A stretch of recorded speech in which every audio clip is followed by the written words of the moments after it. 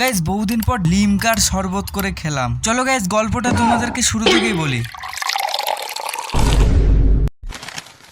Guys সকাল 10টার দিকে আমি আর আমার বন্ধু মাঠে গিয়ে একটা নিম গাছের তলায় বসেছিলাম। গাইস গাছের তলায় বসেছিলাম কারণ আকাশে ছিল টাক ফাটা রৌদ্র আর গরমও পড়েছিল জীবন ফাটা। এত গরম পড়তে দেখে আমার বন্ধু বলল, বাড়িতে গিয়ে শরবত করে খেয়ে নিলে দেখবি গরম কোথা থেকে পালায়। আরে হ্যাঁ বন্ধু, এটা তো আমি ভেবে দেখিনি, এই গরমে শরবত করে খেলে তো হয়। তারা বন্ধু আগে দেখে নি আমার কাছে কত টাকা আছে। গাইস তারপরে দেখলাম আমার কাছে 5 টাকা পড়েছিল। চলো গাইস দেখা যাক এই 5 টাকা দিয়ে কি শরবত বানানো যায়। তারপরে বন্ধুকে নিয়ে চলে এলাম বন্ধুদের লেবু বাগানে। এসে দেখলাম লেবুগুলো খুব বড় বড় হয়েছিল। তারপরে দেখলাম বন্ধু আমাকে 4টে বড় বড় লেবু পেড়ে দিল। বন্ধুর কাছ থেকে লেবুগুলো নিয়ে হাঁটতে হাঁটতে আমি বাড়িতে চলে এলাম। গাইস বাড়িতে এসে লেবুগুলো রেখে আমি ওই 5 টাকা নিয়ে দোকানে চলে গেলাম। গাইস তারপরে দোকানে গিয়ে 3টে জলজিরে আর কটা লজেস নিয়ে বাড়িতে চলে এলাম। গাইস তারপরে বাড়িতে এসে দেখলাম আমার বোন আমার জন্য দোকান থেকে একটা লিমকা এনেছিল। গাইস ভালোই হলো, লিমকা দিয়ে শরবত বানাবো। গাইস প্রথমে আমি লেবুটাকে ভালো করে কেটে নিলাম। তারপরে একটা স্টিলের ঠুঙা নিয়ে ওর ভিতরে আমি জলজিরিটা ঢালতে লাগলাম। গাইস জলজিরিটা দেওয়ার পর ওর সাথে সাথে লেবুর রসটাকেও দিয়ে দিলাম। গাইস লেবু আর জলজিরিটা দেওয়ার পর ঢেলে দিলাম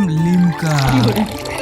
গাইস শরবতটা রেডি হয়ে গেলে আমি চলে গেলাম আমাদের 4 স্টার কিচেনে, কারণ কিচেন থেকে নেবো একটা কাঁচের গ্লাস। গাইস তারপরে কিচেন থেকে গ্লাসটাকে নিয়ে চলে গেলাম শরবতের কাছে। তারপরে গ্লাসটাকেও দিয়ে দিলাম হালকা করে একটু জলজিরা আর হালকা করে একটু নেবু আর হালকা করে একটু ডিজাইনও করে দিলাম। তারপরে গ্লাসটা তৈরি হওয়ার পর ঢেলে দিলাম লিমকার শরবত।